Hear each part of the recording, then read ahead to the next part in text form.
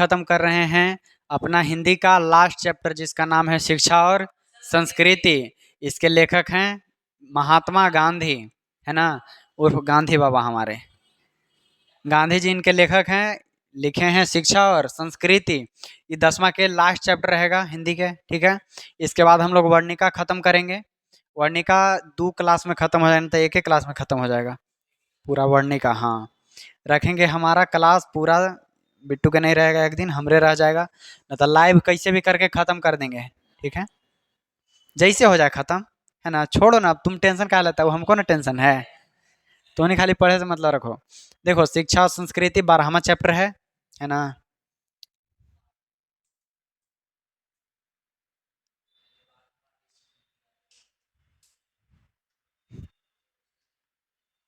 चलते हैं आगे। अब शिक्षा और संस्कृति, जैसे कि नाम से ही पता लगता है, इसमें शिक्षा कैसा होना चाहिए, शिक्षा और संस्कृति मतलब रहन सहन कैसा होना चाहिए, उसके बारे में हम लोग पढ़ेंगे। पहले गांधी जी के बारे में जान लो, ठीक है ना जी। देखो, गांधी जी, इनका जन्म हुआ 2 अक्टूबर 1869 ईस्वी। 2 अक्टूबर 1869 ईस्वी, पोरबंदर गुजरात में। पोरबंदर गुजरात में। इनका मृत्यु हुआ 30 जनवरी 1948 ईस्वी। 30 जनवरी 1948 ईस्वी, नई दिल्ली में। कहाँ में हुआ है जी? नई दिल्ली में। इनका मृत्यु नहीं, इनका हत्या हुआ था, ठीक है ना। देखो, पिता का नाम है करमचंद गांधी और माता पुतली बाई। गांधी जी के पूरा नाम बताओ तो हमको।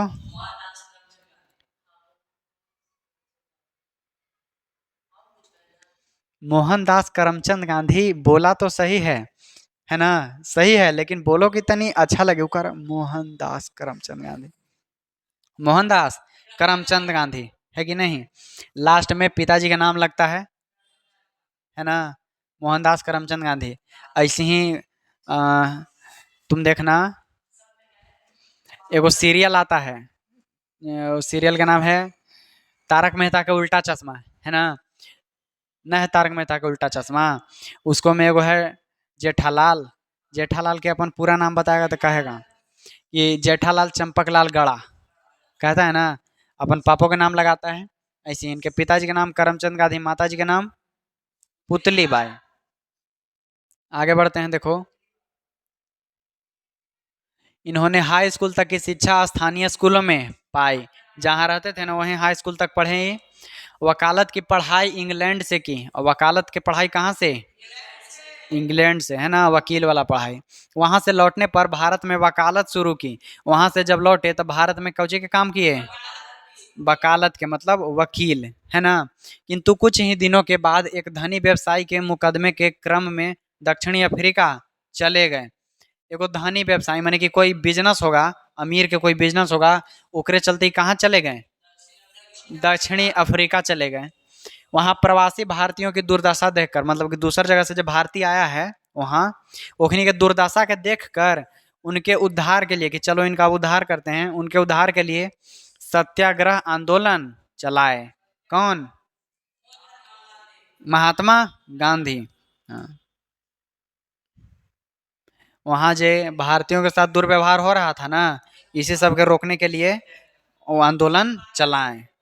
अपना शुरुआती किए थे चंपारण से। ये देखो, 1915 ईस्वी में भारत आए तो इन्होंने देशवासियों को पराधीनता से मुक्ति दिलाने के लिए अहिंसा आधारित सत्याग्रह करने का मंत्र दिया। देखो, देशवासियों को पराधीनता, जो हमने पराधीन ओखनी के अधीन थे, उससे मुक्ति दिलाने के लिए, मतलब आज़ादी दिलाने के लिए देशवासियों को कहे कि अहिंसा मतलब कि बिना लड़ाई झगड़ा वाला, अहिंसा माने बिना लड़ाई झगड़ा वाला सत्याग्रह करने के लिए मंत्र दिए कि बिना लड़ाई झगड़ा वाला सत्याग्रह पर उतर जाओ, आंदोलन पर। इसके फलस्वरूप अंग्रेजों को अपना बोरिया बिस्तर समेट कर यहाँ से जाना पड़ा। जब इस सत्याग्रह कराए तो अंग्रेज यहाँ से चल दिए, है ना, पता तो होगा। देखो, 15 अगस्त 1947 के दिन फिरंगियों से मुक्ति दिलाई। कौन से दिन? इस दिन भी भूलने वाला दिन है नहीं। फिरंगियों से मुक्ति दिलाई, फिरंगी मतलब अंग्रेजों से। इनकी मृत्यु 30 जनवरी 1948 ईस्वी को गोली लगने से हुई। कौची लगने से? गोली। सामने से गोली मार दिया था। कौन मारा था? नाथूराम गोडसे। नाथूराम गोडसे, है ना।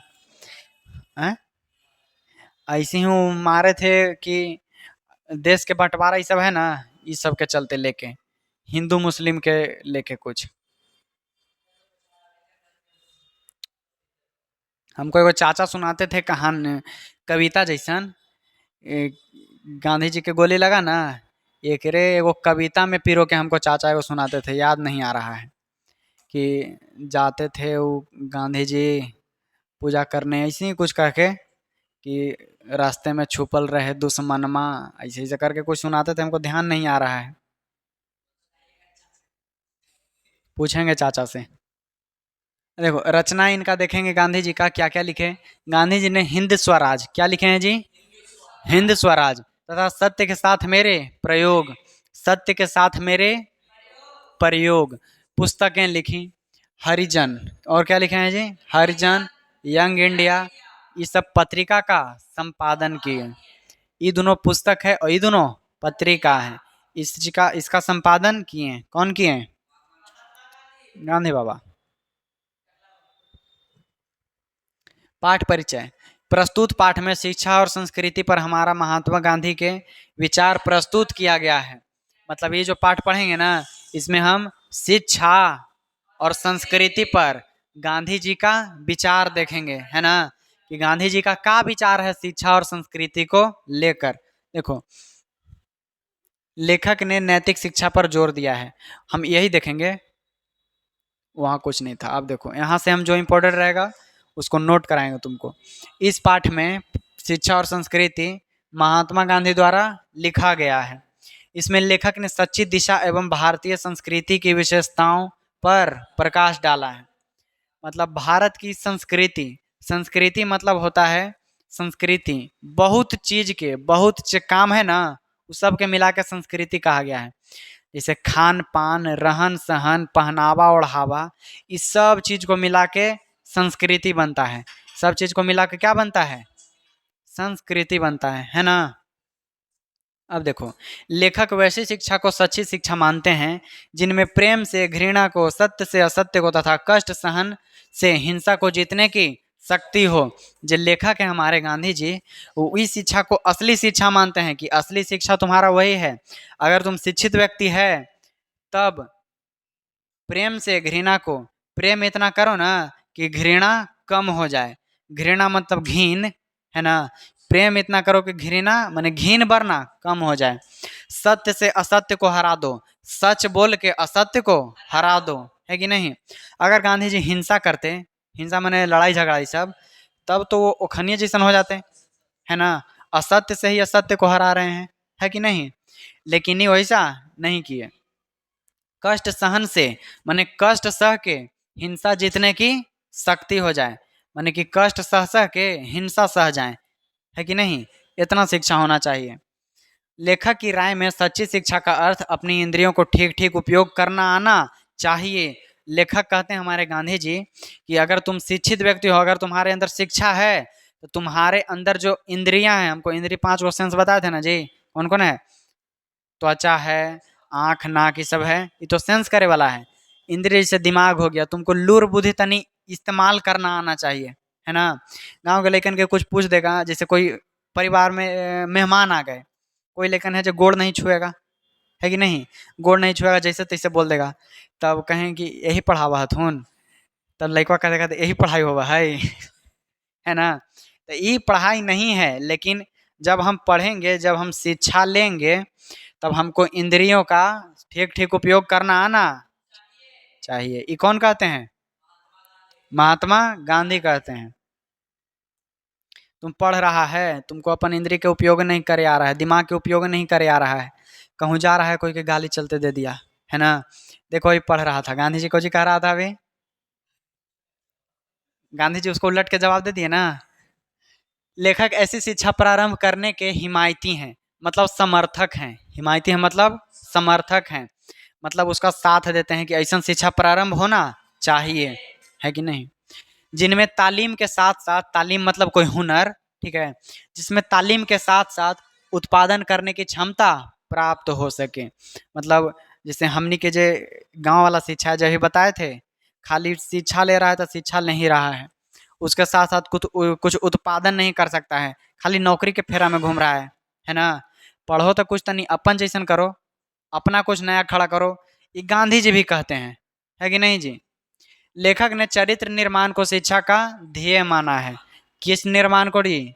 चरित्र निर्माण को, माने कैरेक्टर को, है ना।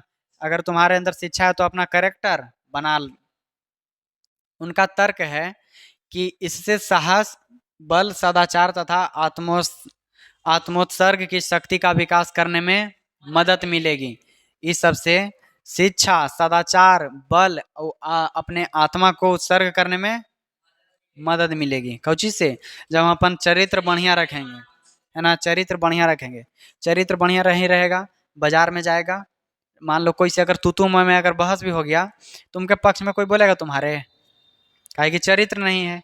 अगर तुमको थोड़ा सा भी बल भी नहीं है, थोड़ा बहुत, बाजार में कुछ तू में हो गया कहूँ, तो तुमको पूरा बाजार साथ देगा, है ना।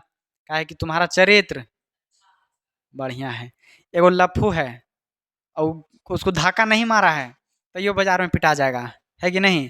लेकिन कोई अगर जेंटलमैन है, धक्को मार दिया तो सॉरी बोल के निकल देगा, उसको कुछ बाजार में होना जाना नहीं है। तो सबसे बड़ा क्या है जी? चरित्र निर्माण, है ना। यही है। वह साक्षरता मतलब कि पढ़ाई से ज़्यादा महत्वपूर्ण है, उस साक्षरता से ज़्यादा महत्वपूर्ण है। इत मायने नहीं रखता है कि 2 जोड़ 2 बराबर तुमको कितना आता है, हैं? 4 नहीं आता है। ये तुमको आता है या नहीं, ये मतलब नहीं रखता है तुम पढ़ा लिखा है कि नहीं, लेकिन तुम्हारा चरित्र ज़्यादा महत्व रखता है।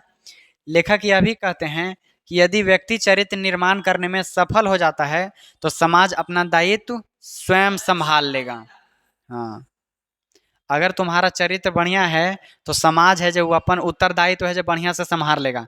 जैसे तुम अगर कोई पियाक आदमी है, ठीक है, तो तुम्हारा चरित्र तो बढ़िया ना है।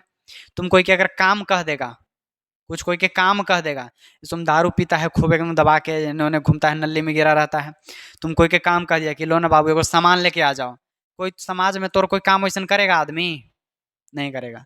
लेकिन जिसका चरित्र बढ़िया है उसका समाज भी बढ़िया से काम कर देगा। अगर वो घर पे बैठा हुआ है ना, अगर उसको चरित्र बढ़िया है, लूर लज्जन बढ़िया है, वो कोई कभी कहेगा तो उसका काम कोई भी कर देगा, है कि नहीं। यही कहते हैं कौन? गांधी जी कहते हैं, अगर चरित्र बढ़िया रहे तब। संस्कृति संबंधी विषय में उनका तर्क है। अब देखो, शिक्षा के बारे में तो कह दिए कि शिक्षा का क्या महत्व है ना। शिक्षा के क्या महत्व है कि हम पढ़ते हैं खूब 400 प्लस नंबर आ गया 10वां में, और चरित्र बढ़िया नहीं है तो शिक्षा कोई महत्व है नहीं। लेकिन जब चरित्र हमारा बढ़िया है, 400 प्लस नंबर भी नहीं आया, सेकेंडे हैं, वो बढ़िया है ना, ज़्यादा हमेशा बढ़िया रहेगा। अब देखो, कहते हैं संस्कृति के बारे में, रहन सहन के बारे में। उनका तर्क है कि संसार की किसी भाषाओं में जो ज्ञान का भंडार भरा है उसे अपनी भाषा में प्राप्त करें, उसे अपनी भाषा में प्राप्त करें। पूरा संसार में, कहाँ? पूरा संसार में, जो भी भाषा में, जोन भाषा में, फ्रेंच, डच, इंग्लिश, कुछ विषय में, रसियन भाषा, कोई भी भाषा में अगर कोई सा भी तुमको अगर ज्ञान मिलता है तो उसको अपनी भाषा में प्राप्त करें, है ना। लेखक का यह भी मानना है कि किसी दूसरी संस्कृति को जानने से पहले, किसी दूसरी संस्कृति को मतलब दूसरे के बारे में जानने से पहले अपनी संस्कृति का ज्ञान होना आवश्यक है। मतलब कोई के संस्कृति, जैसे अगर हम चाहते हैं कि हम अपन संस्कृति पूरा पढ़ लिए, ठीक है, हम अपना हिंदू धर्म के सब ग्रंथ पढ़ लिए, हम निपुण हो गए पढ़ के, है ना। अब हम चाहते हैं कि एगो मुस्लिम धर्म के तो नहीं, एगो कुरान ग्रंथ कोई पढ़ के देखते हैं, तो पहले अपन पढ़ेंगे पूरा तब ना उसका पढ़ेंगे चल के। ना तो कोई कह देगा कि अपन वाला पढ़ ले हैं पहले पूरा, जो दूसरों के पढ़े चल रहे हैं, है कि ना, कोई भी कह देगा। इसीलिए वो कहते हैं तभी दूसरों की संस्कृति समझना उचित होगा, मतलब कि अच्छा होगा, है कि ना। जब अपना पहले पूरा संस्कृति पढ़ लेंगे तब दूसरा का पढ़ने में अच्छा लगेगा, है कि नहीं जी। क्योंकि हमारी संस्कृति इतना समृद्ध है कि दुनिया में कोई भी संस्कृति इतनी समृद्ध नहीं है। मतलब कि जब भारत की संस्कृति, संस्कृति मतलब रहन सहन, बोल चाल, खान पान, मेल जोल जितना होता ना है, ये सब संस्कृति कहलाता है। तो वही कहते हैं कि भारत की संस्कृति इतनी समृद्ध है कि उतना और कोई देश की नहीं उतना संस्कृति समृद्ध है, और खास करके भारत के गाँव की, है ना, भारत के गांव की संस्कृति। देखो, देश के भावी संस्कृति के बारे में लेखक का कहना है कि यदि किसी दूसरी संस्कृति का बहिष्कार किया जाता है तो अपनी संस्कृति जिंदा नहीं रह पाती है। कहते हैं अगर हम कोई के संस्कृति, कहाँ है तुम्हारा ध्यान, आगे आ जाता हूँ। अगर तुम्हारा क्या है जी, अगर कोई दूसरे कोई के संस्कृति को तुम बुरा भला बोलते हो, है ना, दूसरी संस्कृति को अगर अनुचित कहते हो कि बढ़िया वो संस्कृति नहीं है, एक मतलब कि तुम्हारा भी संस्कृति बढ़िया नहीं है, तुम्हारा भी संस्कृति जिंदा नहीं रह पाएगा। वो जिंदा रह पाएगा नहीं। देखो अभी पाकिस्तान वाला के देखो, ओखनी है मुसलमान, है कि नहीं, वो सब जब न तब भारत के लिए और हिंदू के जैसे तैसे बोलते रहता है। पाकिस्तान वाला के आज कोई इज्जत है कोई वैल्यू? जोन चाहता है जोन यूज करके चल जाता है पाकिस्तान वाला के, है कि ना, दूधों को बाप बना के भी बैठा हुआ है पाकिस्तान। जब दूसर के संस्कृति के बुरा भला हम लोग कहेंगे तो अपन संस्कृति पर भी इफेक्ट पड़ेगा, है कि नहीं। तुम्हारे अगर बगल में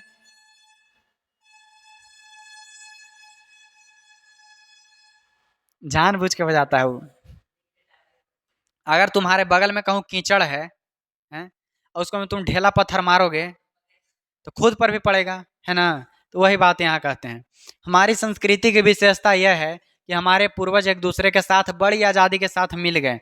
हमारे संस्कृति की विशेषता है ना, जो हमारे पूर्वज थे वो एक दूसरा के साथ बड़ी घुल मिल के रहते थे, है कि नहीं। हम लोग उसी मिलावट की उपज हैं, मतलब उसी मिलावट की उपज, मतलब वही भाईचारा के हम लोग उपज हैं। जैसे भाईचारा हम लोग देखते आए हैं वैसे हम लोग उपज हैं।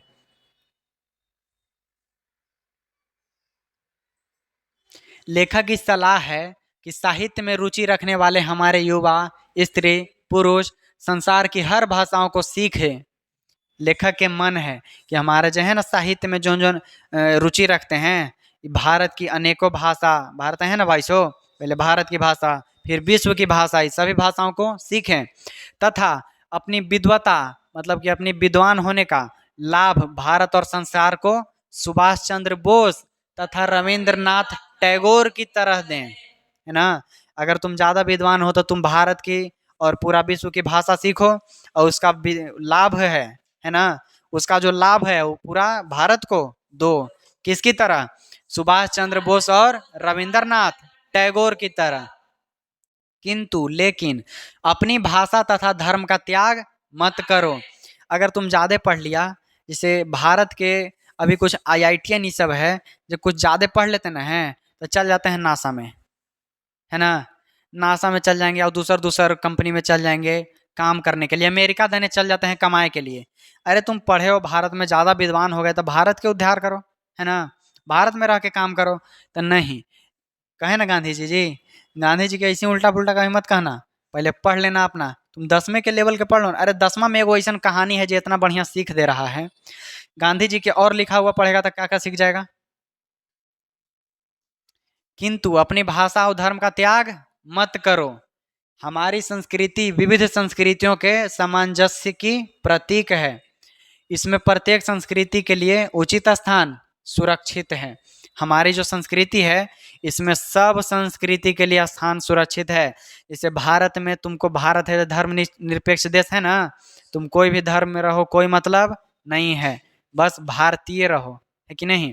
इसी के साथ हमारा ये चैप्टर समाप्त होता है, ठीक है। इसी के साथ चैप्टर समाप्त होता है और आगे हम लोग वर्णिका पढ़ेंगे।